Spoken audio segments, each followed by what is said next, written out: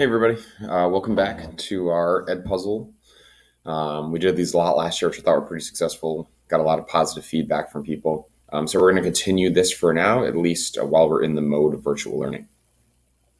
The first thing that I would ask before we get started with this, if you go to the file section under the Civil War chapter, there's the Civil War document packet and you're going to need that for this chapter. When we get back to school, I'll give you a physical copy. But until then, you're at least going to want to make sure that you have the downloadable version of the document packet. So please take a moment, do that now. Our next chapter is the Civil War. We spent the last, almost month really building the road to the Civil War, all these different things that led to a chain of events that split the country in half. Certainly was not a one event. Like we talked about really in our essay, there's a series of events that lead to that. And it's really going to be the defining moment in American history. And will forever change the face of the Union. We will no longer be a split country, at least physically over slavery. Certainly we'll still have our issues, but we will definitely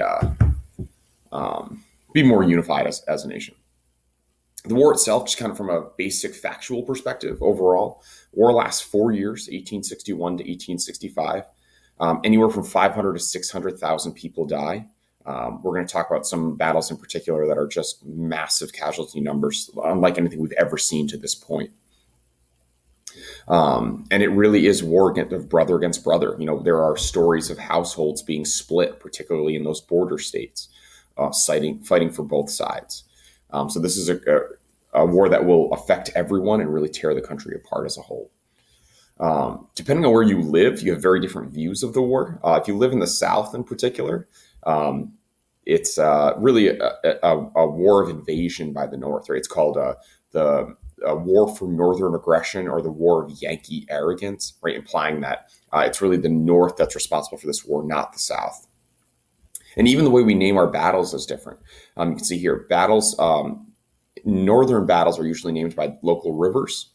The South names them after towns. So, for example, the first battle of the war in the North, we call it Bull Run, which was a body of water near the first battle, whereas in the South, they call it the Battle of Manassas.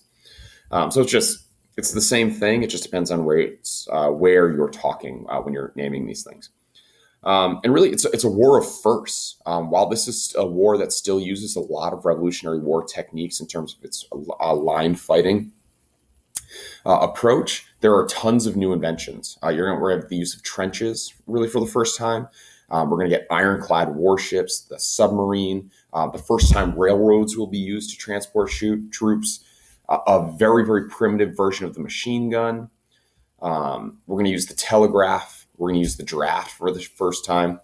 And really, a really interesting part of war that you're going to see here is the photograph that you see on the very top right of this PowerPoint. Matthew Berry, the famous Civil War photographer, is going to take some really gruesome photos that we're going to take a look at, and that really start bringing the war home to people.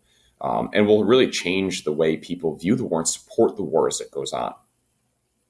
We're also going to see that reporters are following around the military, something that didn't happen before, and we really get a live feeling of what it's like to be on the front. So this is really a war of firsts, and it will really forever change the nation. So the first battle that we're going to look at before we start breaking apart each side is that Battle of Bull Run that I mentioned. So after Fort Sumter, Lincoln declares the South in rebellion. He gets almost 35,000 volunteers that are training in Washington, D.C., getting ready. Now, the capital of the Confederacy is Richmond, Virginia, which is about 100 miles away. So these are very, very close to each other. And really, the call from everyone in the North is march to Richmond, take the capital, this will be done with. Lincoln, however, has this history, this really incredible ability to appoint commanders that are awful at their job, incredibly slow moving, not willing to take any risks, always very cautious. And the first of those is Irvin McDowell. And he says, no, President Lincoln, I need more time. He says, this is not an army. It will take a long time to make an army. These are 35,000 raw volunteers. I've got to get them ready. And Lincoln says, nope, let's go. We've got to take Richmond and just end this war now.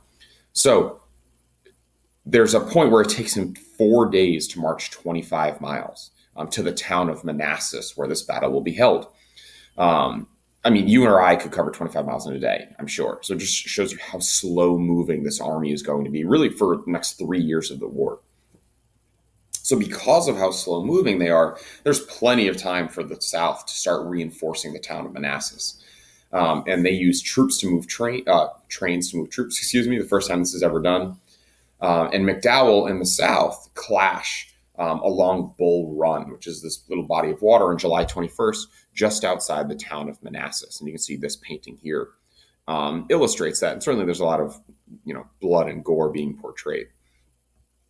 Now, if you're really into military battles and stuff, I have a lot of maps that I use. I particularly am not really all that into it, but I know some people really are. So definitely please take a look at that if you want. But if we kind of talk ourselves through the battle, it looks early on as if the Union's going to win. I mean, they're outnumbering the South. They've got better technology. But as we're going to see, the big advantage for the South the whole war is their leaders, their officers. And the Virginians, who are on one of the flanks, are led by a guy named Thomas Jackson. And if you played freshman football, you will remember the term Stonewall Jackson. That is because his troops stop the Union advance and really hold firm like a stone wall. So he will forever be commemorated as Stonewall Jackson. Mr. Quigley had a lot of funny things to say about him, if you remember in the past. So what we start to see is then the Union falls apart. While they might have the numbers advantage, they don't have the training or the officers to match up with the South. So as a result, they're going to fall back, this disorganized retreat. That really makes them look like a joke very early on to the South. And what we have immediately is the first battle of the Civil War that was supposed to be a cakewalk for the Union is a Southern victory. And you can see at the bottom of this page the massive number of casualties that are already accruing, right? 3,000 Union casualties, almost 2,000 Southern casualties. These are really going to pile up as the war goes on. And this battle really segues us into the strengths and weaknesses of both sides. And while the North has an overwhelming advantage going into this war, we're going to see that it really doesn't matter in a lot of cases. And it's going to take them 4 years to win it. So, if we take a look at both of these columns, in terms of Northern strengths, we're going to look at this map here that shows the density of railroads across the country. Over 70% of the railroads are in the North, so they have an incredible ability to move troops as quickly as they want to. We're also going to see that there's a huge population advantage. If you look at this graph here, right, the overwhelming population advantage for the North. And yet it doesn't matter. It will by 1865, but early on in the war, the numbers game doesn't matter. Another huge advantage that you can see here,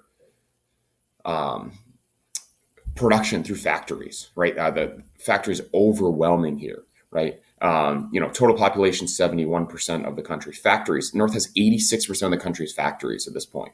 The only areas that the South is dominating are in cotton, which isn't going to help you, and donkeys and mules, which to my knowledge doesn't help you in war. So the North has this overwhelming advantage there. They're also going to have, or do you think about, they're going to have the help of African Americans later in the war. They're going to have immigrants joining the military that we saw. We have really the biggest strength for them is Mr. Lincoln. Abraham Lincoln's leadership is really going to get them through this war. We'll talk all about him. So those are the Northern strengths. Their weaknesses, as we're going to see, are the Copperheads, which is one of your vocab words. They're fighting an offensive war, which is really difficult. Anytime you're the invader, it becomes a lot more difficult. And as we're going to see here, while he might have phenomenal facial hair, Ambrose Burnside of Rhode Island is one of just several terrible, terrible Union officers that really lead us astray and cause this war to go on for 4 years. The last major weakness, or the potential weakness, is the impending threat that you see here of France and Great Britain joining Confederacy. It's possible, and they're trying for years, the South is, to get Europe on their side. They say, hey, we'll make a deal for you for cotton if you come join us. So we're always concerned that might happen. Last one we'll take a look at is the South. And it's really kind of the opposite of what we saw earlier. Southern strengths are their officers, right? Stonewall Jackson, Pickett, Robert E. Lee, who is the commander who you see here from your vocab words, Longstreet. They have these just incredible officers that were trained at the best military colleges, which most of them are in the South. And that's going to give them a huge tactical advantage. They know the land. They're fighting a defensive war, which is always easy to do. And that's going to make life really, really difficult on the North. And again, that potential hope for foreign interference. Weaknesses, you can look at any of the things we just talked about in terms of this particular graph here, right? These are glaring weaknesses that eventually the South just won't be able to overcome.